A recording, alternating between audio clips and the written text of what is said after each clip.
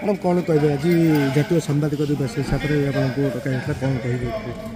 देखो 16 नवेम्बर जातीय सांबादिक दिवस सांबादिक होती माने आम जदि निहाती भाव में कहवा ये समाजर चतुर्थ स्तंभ और निश्चिंत भाव में समाज को सुस्थ सुरक्षित भाव में गठन कर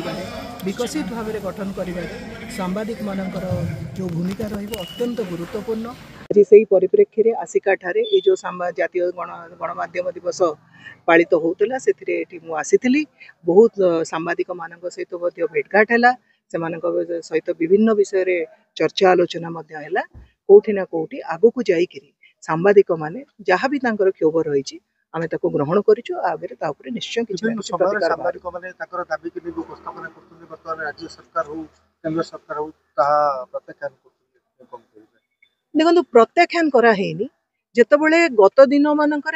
भितर बहुत फरक आप देखिए राज्य सरकार वर्तमान जो भारतीय जनता पार्टी जो सरकार कौटि ना कौटि कथा देकरी कथा रखिबारे जो सी समर्थ होती लोकंर भल पाइबा मिली आमे बाजी भी कहूँ खोला मनरे गोटे चर्चा आलोचना हो निश्चिंत भाव में यार किसी ना कि तो समस्या समाधान बाहर